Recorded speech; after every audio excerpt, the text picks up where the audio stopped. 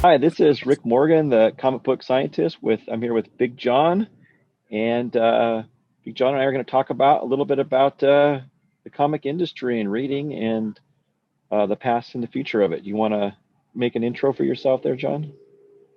Yeah, it's Big John as usual. Um, I don't know, man. Just the little video you did. What was it, yesterday or the day before, where you were like walking and talking? Yeah. You know what I mean? That's been on my mind for like the last, I don't know, 2 years. Oh, really? Wow. Yeah, you know what I mean. But I personally don't like. I personally don't like where the the hobby's going. It seems to be let's forget about the hobby. If we want to read, we can do it digitally. And I think, honestly, that the digital aspect of a comic book was probably the worst invention ever created. I have never read a digital copy of a comic book, and I never will. Um, I just don't agree with it. I mean, we have enough problems socializing as it is, because everything has made a lot of people lazy because everything has become automated, or they don't bother to even get off the couch to get their food because now it's brought to them.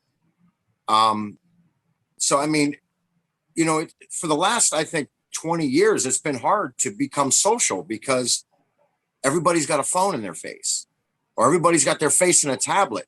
When I was a bouncer and, you'd see a couple walk into the bar. And the first thing they do when they sit down at the bar, they're there to have a good time. But the first thing they do is they break out their phone. And he's on his phone and she's on her phone. There's no face to face, there's no communication. They're separate. And I believe that's what this digital thing that has been created is going to do. It's going to stop some from going to the comic book store and socializing with owners and with other patrons who have the same flavor, as you will, or taste in reading material as they do.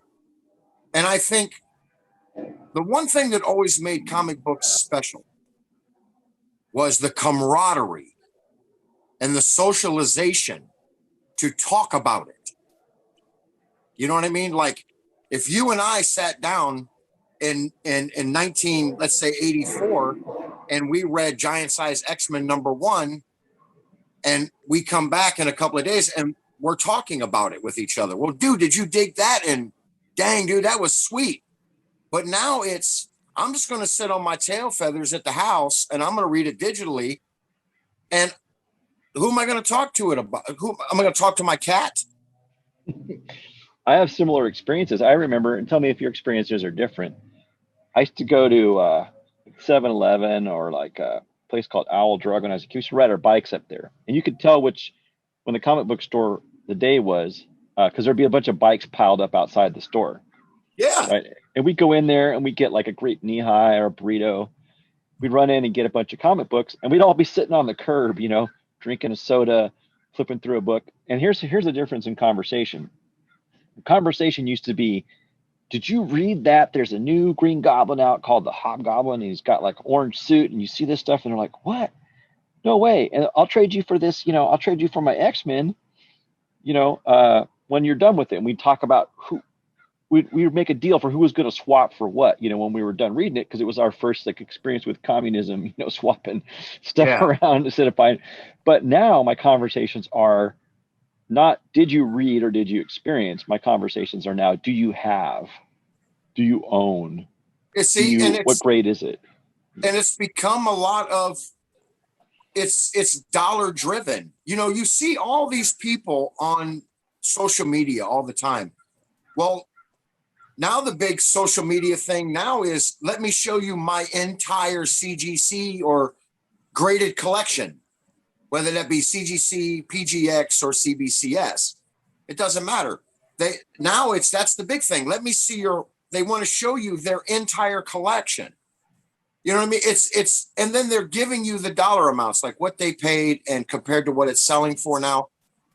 To me, I mean, is the money end of it important? Of course it is, because I have a shop.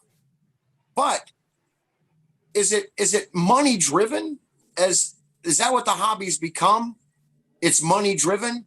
Are people simply buying a book raw so they can have it cleaned, pressed, and graded, and then they're going to just turn around and sell it? They didn't care about the book. They just care about the end result, which is the dollar amount, right? Where's the love for the hobby? Not the love for the almighty dollar. This is what's bothering me. And you know what else is bothering me is it's not what's not bothering me is a lot of people are taking a bath. It's a negative karma. They're taking a bath. X-Men #1, giant size X-Men #1 has dropped 16%. And it's continuing to go down. There's other books that are going down. I remember before the Iron Fist show, people were paying an ungodly amount of money for Marvel Premiere #5. Or what is it? Yeah, no, that's Marvel Spotlight. Yeah, no, that's on Iron Fist first appearance. That's Marvel Premiere what? 15. Yeah, 15. I'm sorry. I was thinking of Ghost Rider, Marvel Spot, But anyway, so I remember people paying just crazy numbers on that first Iron Fist. And because the show came out, and then the book cooled off a little bit, and then the show tanked. And now that book is in the toilet compared to where it was. You know what I mean? So some of that karma is coming back. But what's going to, I believe, slow down this feeding frenzy is the loosening of the COVID strings around people's necks. Because now people are getting out more. They're able to get out more. They're able to go to their LCSs now and without wearing a mask. Here in Florida, I would say 90% of all the stores still have their signs up that if you have not been, you've gotten your 2 shots, you have to wear your mask. You know what I mean? So, but those strings are starting to loosen up. So people are starting to go back to their LCS and buy stuff more and more. So I believe that the feeding frenzy with the COVID leash getting more and more loose, that these prices are going to start dropping because you're not going to have 1 million people fighting for one book anymore. They're going to be able to go to their LCS and they might be able to pick it up more reasonably, or they might be able to trade for it, which is another thing that's lost in the hobby. Like you just said, Rick, you used to go off and ride your bike at 7-Eleven or whatever, and all the kids' bikes would be there, and you would trade for something that they have that you don't have that they want. You can't do that. What are you going to trade somebody on eBay? That ain't going to go over well, right? Then you have Facebook Marketplace. That really comes down to integrity and who can you trust, right? Because see, I have to ship you a book. Then I have to take you at your word that you're going to ship me the book that you said where you were going to trade me, right? So if you don't ship me that book, I'm not only out that book, but I'm out my own book. So that gets kind of scary. Then you have all these other marketplaces coming up. And it's the same thing, right? But you can find people in your local area who will trade with you. You know what I mean? And that makes it a little easier because then you can meet them somewhere in a public place and it's not so scary. You're not in fear of losing your book. Right. So I just really, to be honest with you, Rick, I really miss the hobby. Yeah. And I think what you're saying is true too. It's not the possession and the generating cash. which I miss so much, which has changed. It is the stopping in the comic book store, meeting people of a like mind, sharing the stories, trading the books, talking about what's going to happen next. Did you read this? Did you read that? What do you think is going to happen next time? That was a lot of fun. I think most of it now is, I think a lot of the joy of it is buying something early and this feeling that you've outsmarted the next guy who's trying to outsmart the next guy because you are $40 smarter than the guy after you because you think that someone's going to fall in love with Doctor Strange and need to buy all the books and you got there before that guy and you're duping him out of all the savings he could have got if he got there faster because you're on the ball, right? And people are tracking price increases and watching videos to see which book they need to buy so that they can outsmart the next guy so that they get to the value of the book faster than that person is a lot of the conversation, right? You know, how can you speculate on a new book? I don't understand that. See, I'm of the opinion that if it's a brand new book, for instance, the first appearance of the Cosmic Ghost Rider is in a Thanos issue, right? So Ghost Rider was never outside of the number one and the first appearance of Hellstrom. Ghost Rider has never been a big book. Just here lately, like within the last 20 years. But I mean, you could have gotten that number one. I remember 10, 15 years ago, I could have gotten a decent sized number one, 665 for about under $200. Right. And now you hear record breaking numbers for Ghost Rider, the first appearance of Ghost Rider and the Ghost Rider number one. So people were speculating on the Thanos issue, where it's the first appearance of the Cosmic Ghost Rider. And I'm thinking to myself, and now Cosmic Ghost Rider number one, how can you speculate on a new book when it's brand new? It hasn't lasted the test of time. Right. Well, they're thinking there's going to be a movie about it. I mean, the movies have changed everything because now that movies are successful and people are getting into the movies a lot, they're starting to think, oh, well, they're specking early as possible, right? Yeah, so yeah. Because then you can get it graded cheaper, you can buy it cheaper, everything's cheaper. And I'm sorry, I'm gonna have to walk. It's starting to rain out here, so I'm gonna see if I can go and get some. Let me put a pause on this recording here. I'll be right back now. So, John, you were saying about all right books about early specking, right? And so how do you think the conversation is going to be in 10 years? What do you think? I think the boom in 10 years, I think the boom will find a new level. You know, the books that people spec on now in 10 years, you know, maybe they'll reach the height of, you know, ASM 121 or 122 or, you know, ASM 41 or, you know, some of the good keys, you know what I mean? Maybe. You just never know. I know that the movies and for the next 10 years is really going to push very specific books, right? But the track is going to be, for instance, Black Widow. It's a great example of fans wanting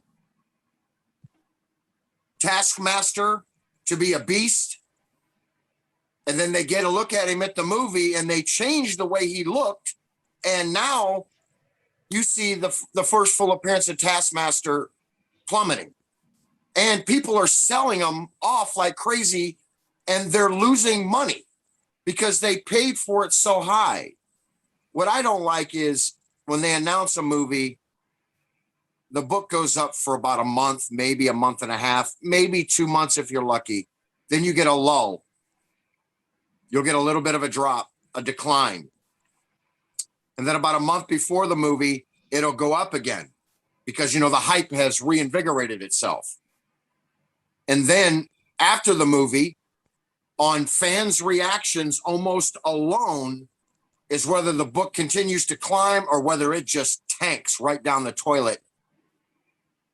And my perfect example is that Iron Fist. I mean, it really went down. People were paying 600, 800, 900, 1,000 for a 6 to an 8. And now that book is selling for less than half or at half. Yeah. I think it gives you at least for me, I think it gives you a sense of the proportion of the number of speculators versus collectors. Because, for example, for me, I I'm thinking about like Tales of Suspense, like I think it's like 55 or 57, the first appearance of Thanos, and like I think 52 is the first appearance of Black Widow. Both of Iron those Man. books, was Iron Man 55. Iron Man 55. Right. You're right. So I'm thinking to myself, well, does anybody really care about Thanos? Is that a blue chip character like Spider-Man or Wolverine? Is anybody gonna go get all the appearances of Thanos? No. No. Right? No one's gonna really care. So No. I think some large fraction of that population is a bunch of collectors trying to outsmart each other to get there earlier to outsmart the next guy who's going to try to outsmart this imaginary person who's going to get all the Thanos books and is willing to pay a massive amount of cash. The same with Black Widow, right? She was in comics for a while with Iron Man, then she disappeared for some years and came back in like Spider-Man 86 in her first like red hair and black outfit. Then she showed up, and that was only the purpose of that Spider-Man book was to prime Black Widow and Inhumans series that they were making. And then she's a side character, like a B character for decades, had her own miniseries off and on.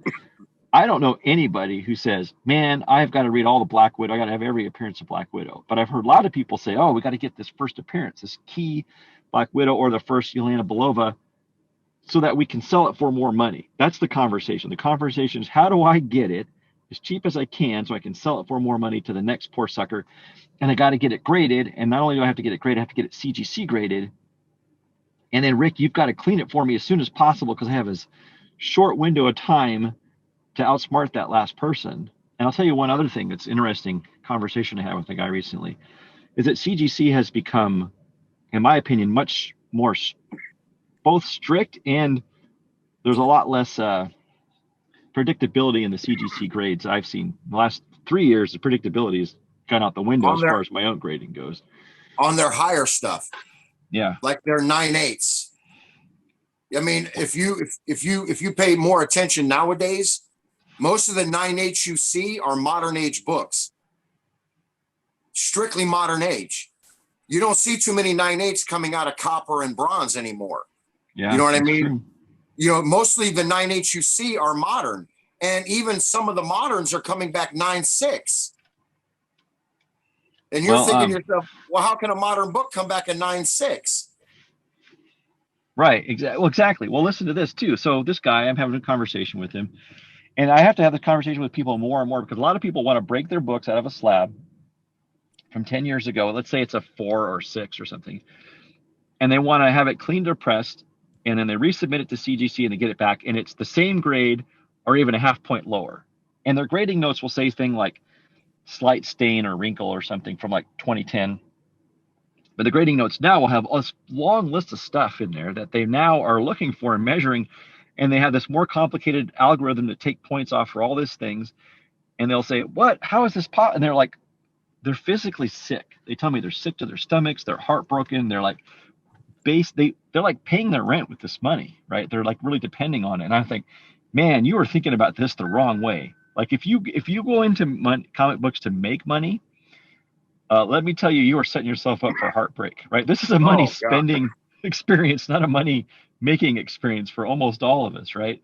I've made a lot of money, but I've also spent way more money than I've made. I mean, if you go into this thinking, man, I'm going to get rich on comic books, you may be in for a surprise. Unless you find them in an attic. Yep, which doesn't happen anymore. You know what I mean? So, I mean, the last big auction was the Heritage auction where the brother, promised that he would take care of his brother's books. His brother passed away. They had all the books graded and they broke records. You know what I mean? It was all golden age stuff and all those books broke huge records. But I don't There's just no big. I believe that the big collections that are out there are somebody's PC, and you're not getting it. It's plain and simple. Like you know, yes. Do you have every ASM run from 1 to 300? Yes. Do you have multiple copies of each book? Yes. Do you have 2 copies of AF-15? Yes. But they're going to your boys. Yeah. I'm never going to sell them. I will die with those books. Exactly. So, I mean, I think that all the big collections, you and my friend Capco Comics, you know, Mark, and it is, you know, I mean, you know, he's an older guy. He's 20 years older than I am, right? And his collection is massive. He's got a 9.2 Hulk 181 CGC graded. He's got a Tales of Suspense 39. You know, he has those big books, and they're not going anywhere. Right? They're his. They're not being sold. You know what I'm saying? So, and it's the same with you. Your books aren't going anywhere. They're going to stay in those filing systems. And when you pass, they're going to go to your wife. Then when she passed, they're going to go to your boys. Yeah. Right? And then, you know, you don't know what your boys are going to do, of course, but your boys, I mean, from the videos I saw where your son is doing all the video, you know, taking all the video, I mean, he seems to enjoy it a lot as well, right? So I don't foresee him selling. So that's what I truly believe, that those big monster collections that is everybody's true dream, they belong to collectors who are not in the business to sell them. Yep. And we're mostly anonymous. And guess what we also are? We're the poor. We are the people that all the other people think they're going to sell their books to, right? So the guys who think that, like, but here's the secret. If I'm really into, like, I'm really into Moon Knight, right? So am I. When Moon Knight came out, I loved Moon Knight. Loved it. When the Moon Knight show comes out, there's going to be, let's say 2,500, 3,500 people buying up all the Werewolf by Night 32s, all those Marvel Spotlights, whatever it was that he came out in, all the Moon Knight number ones. And they're going to start selling them to each other, hoping to dupe me into buying them at some higher price. But guess what, suckers? I already bought mine a long time ago. You're only outsmarting each other, right? Not me. That's one book I never spec'd on. Moon Knight is my 3rd favorite Marvel character of all time. I love Moon Knight. My local, my LCS was completely sold out of first print, the new Moon Knight. The cover on that book is absolutely sick. And I can't get any. So I reached out to you, and I reached out to Capco Comics because he's in Colorado, and to see if you guys had some of your local comic shops. You know what I mean? So I can't get any because, and one of my local comic book stores, they allowed 1 per customer. And the first thing they did was they sold the 1 in 200, the 1 in 100, all the variant covers. They didn't even have a variant cover for me to get. Right. So I didn't get any. So, you know, my LCS, when I get home, I'll ask for one, but I know I also subscribe to it in the mail for, do you? Yeah, I buy them at my LCS, but then I also subscribe to them because then I give those to my boys to read. Yeah. So I subscribed 6 months ago when I heard it was coming out. I went to Marvel and said, well, throw those in the mail too. I think I have something like 30 active subscriptions right now. Oh, really? I have 12 years of Spider-Man comics coming. I already paid for it ahead of time because I figured, well, I'm going to go to number 1,000 when Spidey hits 1,000. I'm going to stop and review and see if I want to do this anymore. But I've had an active Spider-Man subscription, get this, since 1979, a continuous subscription from a comic book shop and in the mail. Yeah. 1979. I've never missed a single issue. You know, I just, to be honest with you, I would really like to see the hobby make a huge comeback as far as the collector side. I would too. People tell me, John, and you can tell me what you think about this, is that they say there's room for digital comics and for print read comics. And I kind of see their point, because even when I travel, especially, and I want to read old books, I take my iPad and I read my digital books, because I'm not going to stick my books in my backpack. And the reason I do it is because I do research for my videos. I want to tell people about stories, and I'm not going to pack them with me. So that's Yeah. great.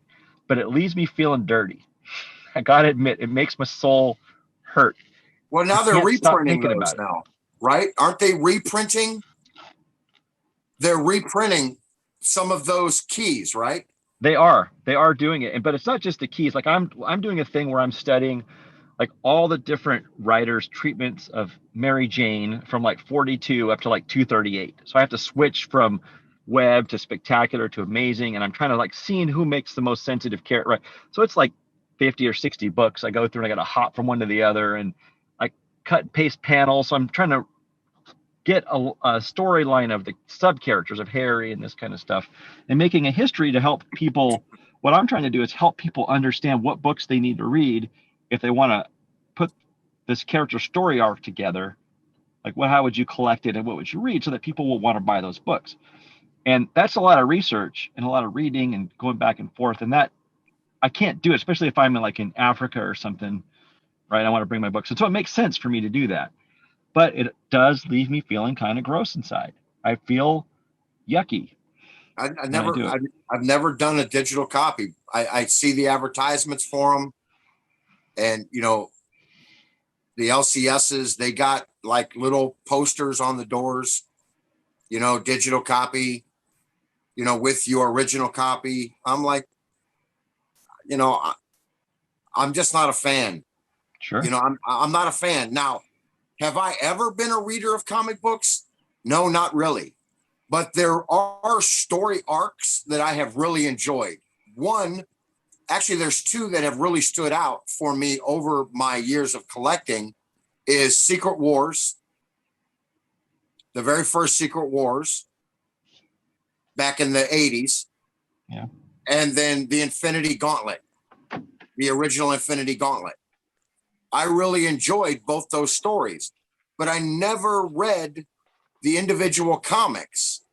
I always bought the trade paperback, right? That way I could read it all at once. But you can't even get trade paperbacks and all that anymore, because now people are starting to sell those and the omnibuses and all that.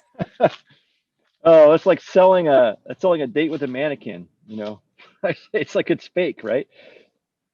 Well, I remember Secret Wars was really important to me. I mean, you're talking about your favorite series and reading them.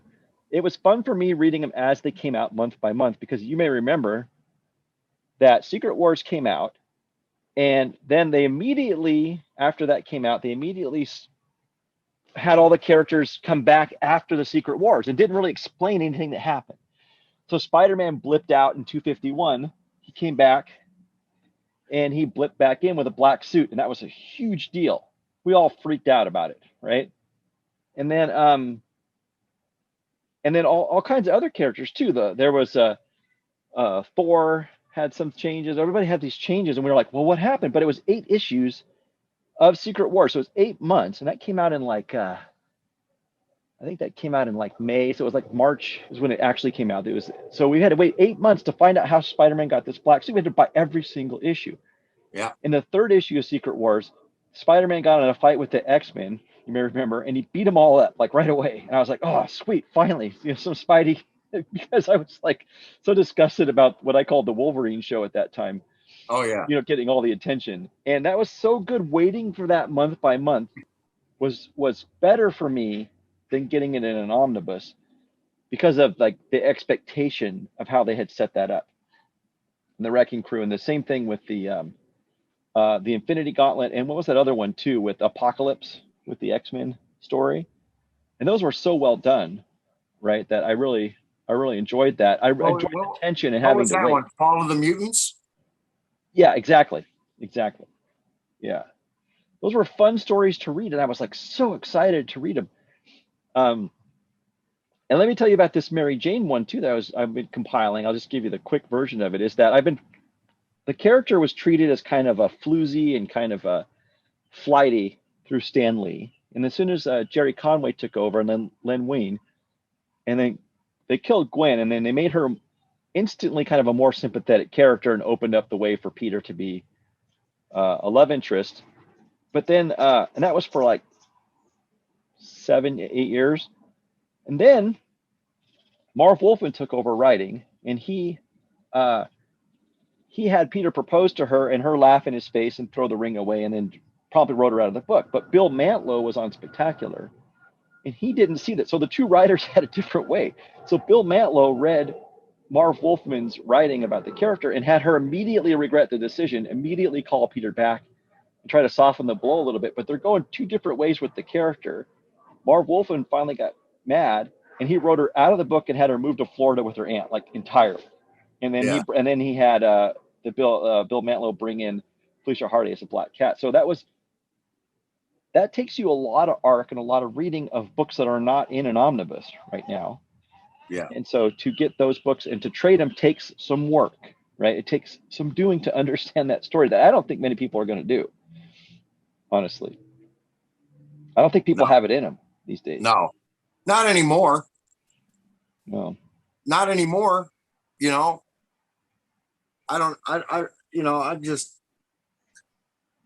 don't know, man. It just gets so aggravating.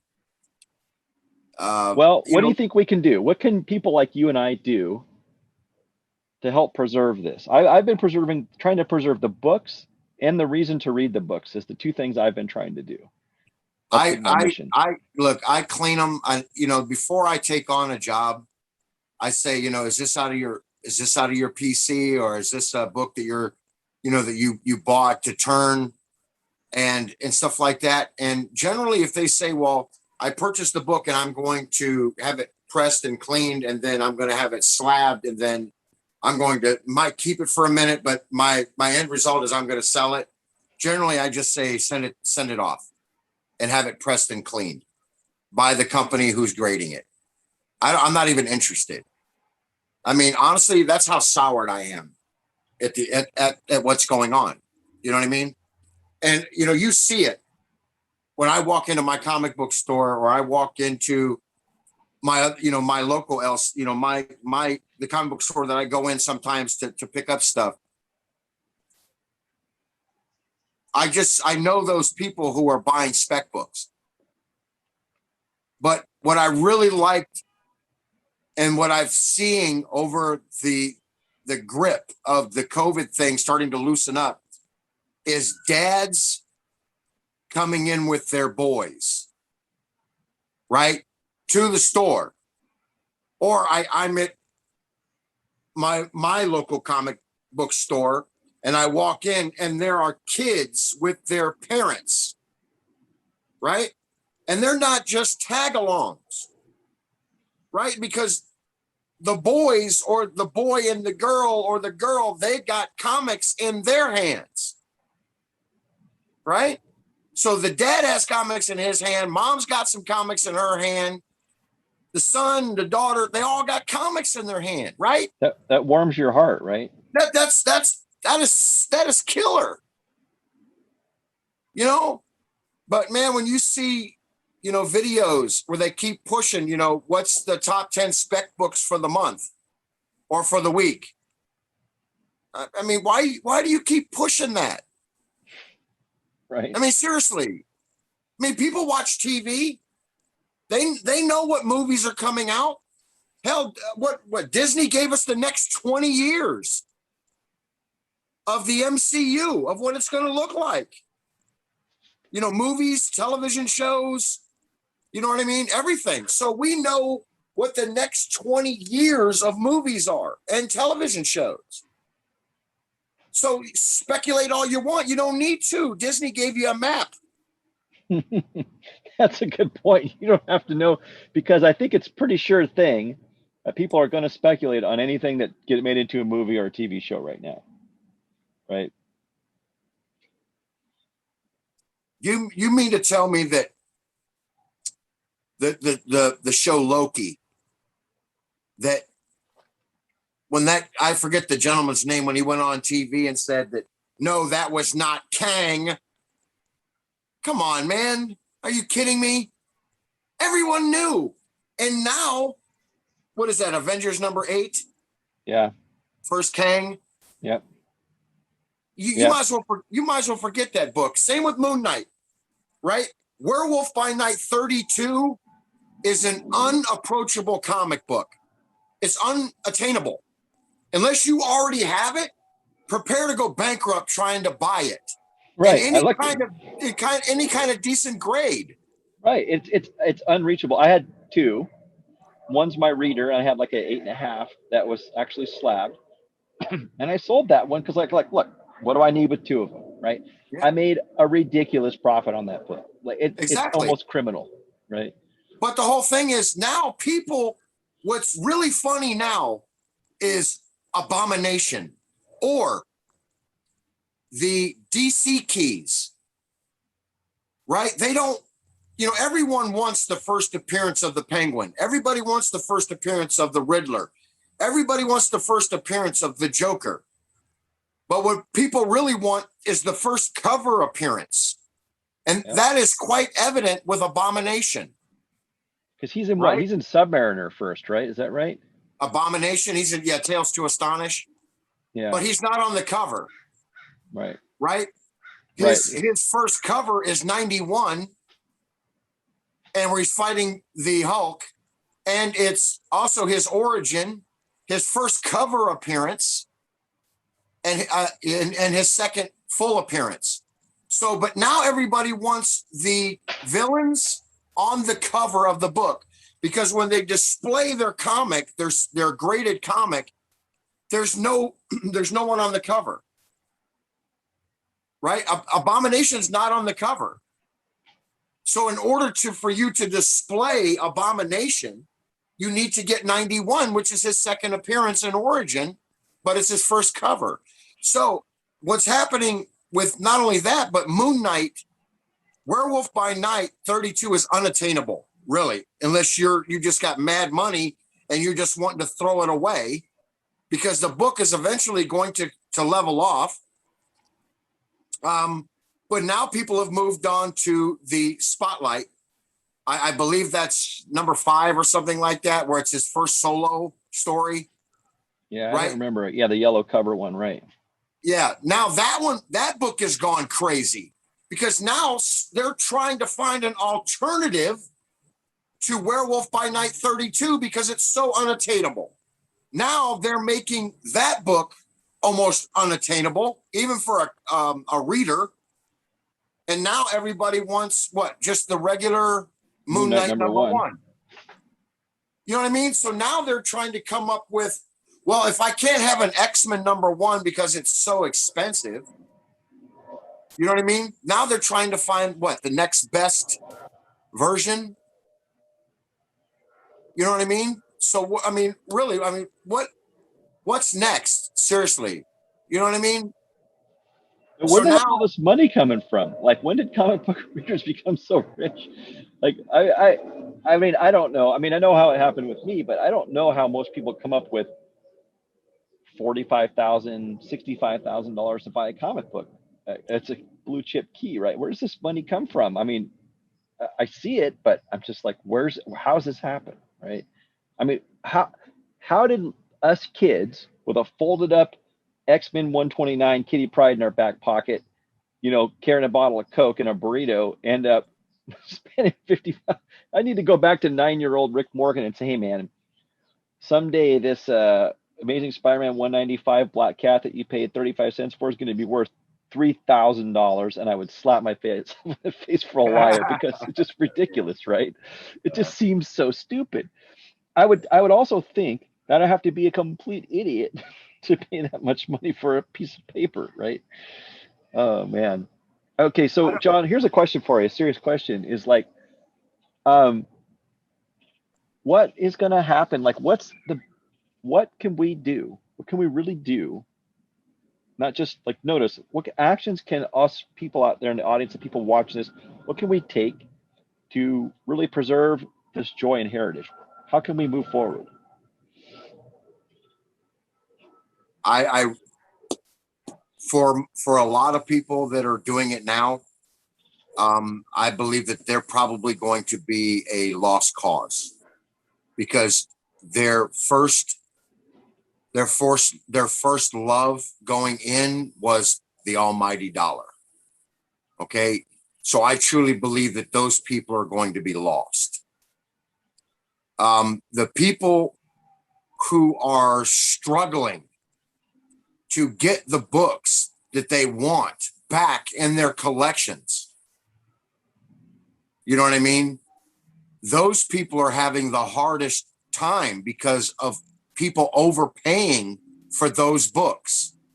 So they're putting them out of reach for that hobby guy or girl that wants a Moon Knight 32 because they had it as a child, they lost it. It's one of their favorite characters, but they can't obtain it because it's out of their reach, right? So now they're damaged. Right. And then I believe the new people, and I believe the new generation of kids who are going to the comic book store with their moms and their dads, and they're buying books. I believe that they're sitting down and reading them. Their dad is not, giving them a comic book and say, "Here, son, you need to speculate on that because in 25 years, that'll put you through college." Right. Like You it know was what I in the mean? early 90s, right? Exactly. Everybody thought that. Well, Well, I'm gonna end this with some tips from me and from you for collectors. Okay, here's my tips. Right. I'm gonna say, John, I say if you're a new collector, here's some tips from Rick Morgan. Rick Morgan says, read the books you like, read the characters you like. Don't worry about the money, and then the rest will fall into place. If you really need to if you really want to enjoy all these special moments in your characters' lives, my advice is buy the big keys first, because those are they're gonna price themselves out of your reach in no time. I would yes, they suggest will. that you go for those, find them, and get them fast. Right, even the secondary characters, like if you like Spider-Man, get Jack-o'-lantern, get Hobgoblin. Just wait on the first appearance of Green Goblin, right? But get those first and then buy the filler, because if you get most people want to spend their $30 to $60 and get the filler books first, and then they leave the keys for the end. But that might be 5 or 10 years from now, and 5 or 10 years from now, you are not going to be able to afford those books. Like, I feel sorry for the poor kid, the young version of me, who says, "Man, I like Spider-Man. How many issues are there? Oh, 870. Okay, let me collect all these Spider-Man books from one till now." That poor kid's never going to get it done, No. right? I'd say start with something like Moon Knight, get the keys first. I mean, even if you have to, like, honestly, seriously, you have to take a loan, like, get that book first if you're serious about it, and then Yeah. get the other ones later, because the value of that book's going to be out of your reach in no time. That's my advice. My What my what can advice you is quite advise? simple. Um, it sort of follows under the same. If you enjoy Spider-Man, start and you started at, let's say, 800, just continue from there. Just keep doing what you're doing. Go in and get your weekly or your monthly book and just keep going from there. Um, if you want to start to be a collector, I agree with buying the smaller keys. Like, instead of going for Sandman #4, go for Hydra Man. Go to the opposite spectrum. You got sand and water, Yeah, and the 218, Hydra I Man think, is right? going to Yeah. save you about $1,000. Yeah.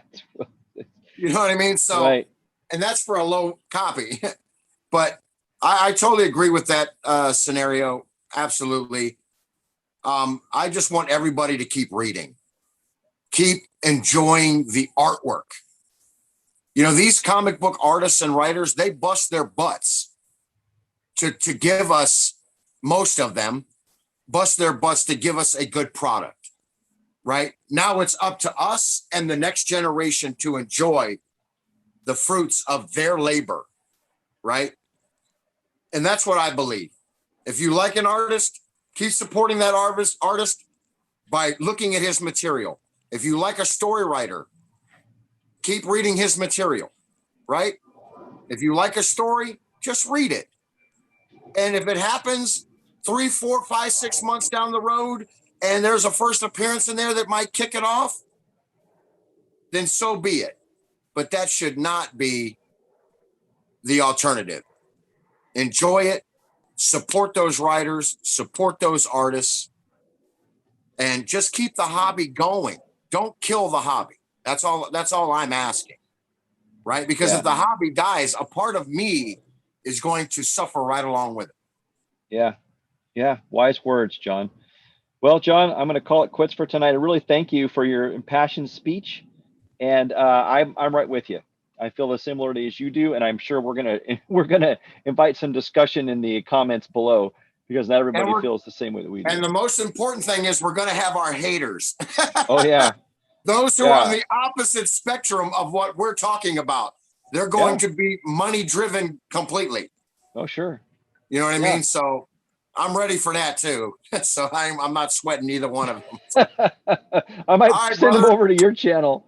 Let you deal with them. Send them on. They're gonna love me to death. But all right, John. Well, good night, my friend. Always a pleasure talking to you.